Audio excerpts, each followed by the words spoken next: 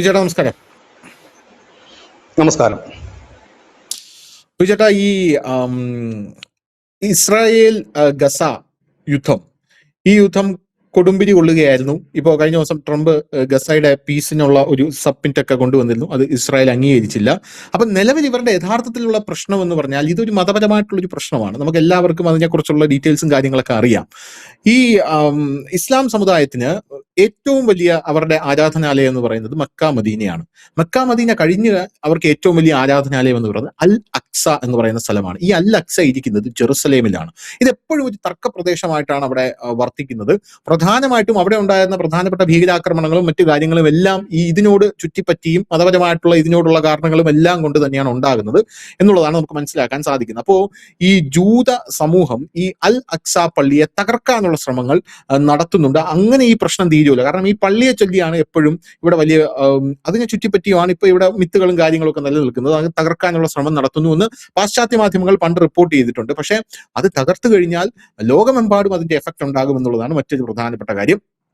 ഇപ്പോ നിലവിൽ ആ പള്ളി പിടിക്കാനുള്ള നീക്കം ഇസ്രായേൽ തുടങ്ങിയിട്ടുണ്ട് എന്നുള്ള വാർത്തകൾ പുറത്തു വരുന്നുണ്ട്. അത് വലിയ ഇമ്പാക്ട് ഉണ്ടാക്കുന്ന കാര്യമാണ്. അതിനു മുമ്പ് തന്നെ ഇത് ഗസയാണ് നമ്മൾ നശിപ്പിച്ചത്. ഇനി വെസ്റ്റ് ബാങ്കിലേക്ക് കടന്നു കയറാൻ, അതാണ് യഥാർത്ഥ ഫലസ്തീൻ എന്ന് പറയുന്നത്. നെതന്യാഹു ഉത്തരവ് കൊടുത്തിട്ടുണ്ട് എന്നുള്ള റിപ്പോർട്ടുകൾ വേറൊരു സൈഡിലേക്ക് പുറത്തു വരുന്നു. അപ്പോ ഗസയിലേക്ക് കടന്നു കയറി ആക്രമണം നടത്തിയതുപോലെ ആയിരിക്കില്ല അൽ അക്സ പള്ളി പിടിക്കാനായിട്ട് ഇസ്രായേൽ ശ്രമിച്ചാൽ എന്നുള്ള താക്കീതാണ് ഇപ്പോൾ പല ഭാഗത്തു നിന്നും ഇസ്രായേലിന് ലഭിച്ചുകൊണ്ടിരിക്കുന്നത് എന്ന് പാശ്ചാത്യ മാധ്യമങ്ങൾ പറഞ്ഞു. ഒളിഞ്ഞും തെളിഞ്ഞും പ്രത്യേകിച്ച് ഭീകര സംഘടനകളുടെ കയ്യിൽ നിന്നൊക്കെ ലഭിച്ചുകൊണ്ടിരിക്കുന്നെന്ന് പറയുന്നു. എന്തായിരിക്കും ഇതിന്റെ കോൺസിക്വൻസസ്?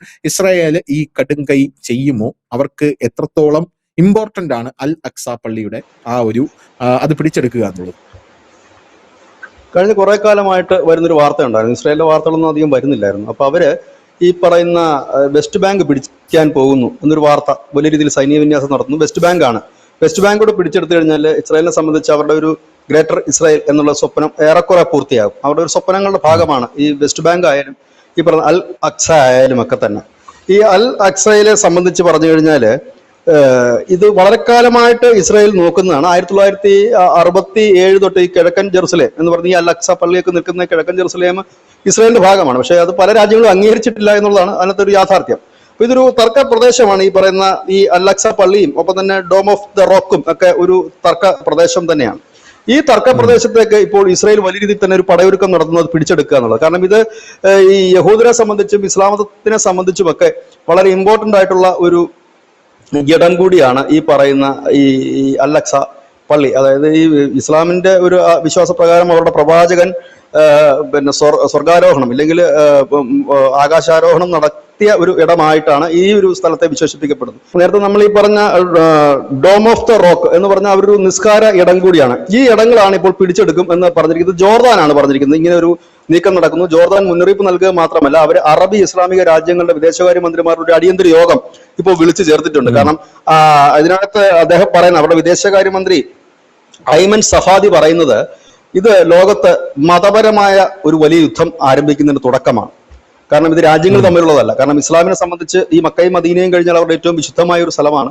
അപ്പോൾ ഇതിനകത്തേക്ക് ഒരു കടന്നുകയറ്റം ഞങ്ങൾ അനുവദിക്കില്ല, ഇതിനെ ഞങ്ങൾ എന്തു വിധേനയും തടുക്കും എന്ന് തന്നെയാണ് ഇവര് പറയുന്നത്. അപ്പം ഏതായാലും ഇതൊരു വലിയ യുദ്ധത്തിലേക്ക് പോകും. കാരണം നമ്മളിപ്പോൾ ഇറാനെ ഇസ്രായേൽ ആക്രമിച്ചതുപോലെയോ അല്ലെങ്കിൽ അമേരിക്ക ഇറാനെ ആക്രമിച്ചതുപോലെ ആയിരിക്കില്ല. ഇത് കുറച്ചുകൂടെ മതപരമാണ്. മറ്റേത് രണ്ട് രാജ്യങ്ങൾ തമ്മിലുള്ള ഇഷ്യൂസ് ആണെങ്കിൽ ഇത് അങ്ങനെയല്ല. ഇസ്ലാമിക രാജ്യങ്ങളെല്ലാം കൂടെ ഒന്നിക്കാനൊരു സാധ്യത ഇവിടെ കാണുന്നുണ്ട്. അവർ വലിയൊരു ആക്രമണം അഴിച്ചു. ഇത് അവിടെ മാത്രം ഒതുങ്ങി നിൽക്കുന്ന ഒന്നായിരിക്കില്ല. ഈ വെസ്റ്റ് ബാങ്കിലോ അല്ലെങ്കിൽ ഈ അൽ അക്സയിലോ ഒക്കെ മാത്രം ഒതുങ്ങി നിൽക്കുന്നതായിരിക്കില്ല. പകരം ഇത് ലോകത്തെമ്പാടും ഇതൊരു രണ്ട് മതങ്ങൾ തമ്മിലുള്ള സംഘർഷമായി മാറും.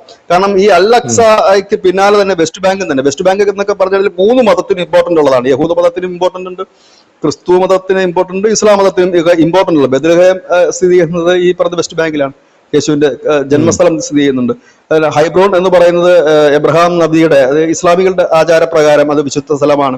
യഹൂദർക്ക് സംബന്ധിച്ച് ബൈബിളിൽ പറയുന്ന പ്രധാനപ്പെട്ട സ്ഥലങ്ങളെല്ലാം വെസ്റ്റ് ബാങ്കിൽ തന്നെയാണ്. ബൈബിളിൽ പറയുന്ന ഇസ്രായേലിന്റെ പ്രദേശങ്ങളെല്ലാം തന്നെ ഈ വെസ്റ്റ് ബാങ്കിലാണ്. അപ്പൊ അതും അങ്ങനെയും ഒരു വിഷയം തന്നെയുണ്ട്.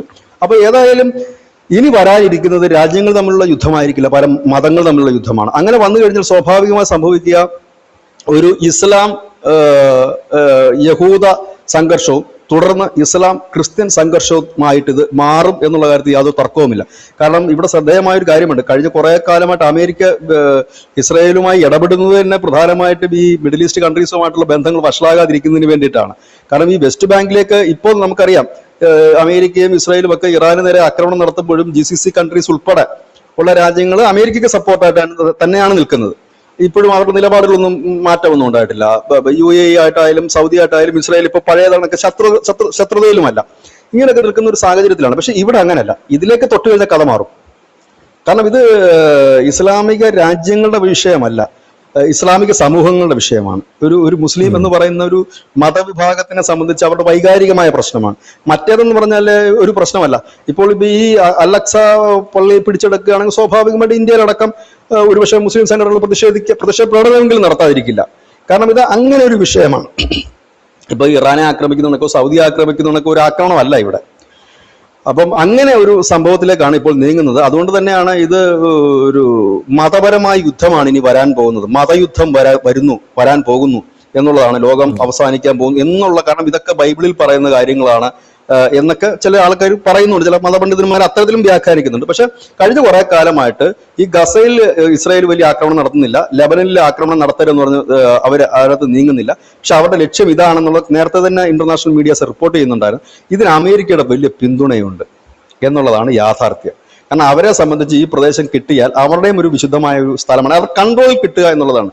ഈ അൽ-അഖ്സ പള്ളി എന്ന് പറഞ്ഞാൽ ആക്ച്വലി അവിടെ ഈ അവന്റെ കോമ്പൗണ്ട് എന്ന് പറഞ്ഞാൽ മുസ്ലിം വിഭാഗത്തിന് സ്വാതന്ത്ര്യമുള്ള അല്ലെങ്കിൽ അവർക്ക് അനുവദിച്ചിട്ടുള്ള പ്രദേശമാണ്. പക്ഷെ കഴിഞ്ഞ കുറെ വർഷങ്ങളായിട്ട് അവിടെ ഈ ഇസ്രായേലികൾ വരാറുണ്ട്. അവർ പ്രാർത്ഥിക്കുക, ആചാരം എടുക്കാറൊക്കെ ഉണ്ട്.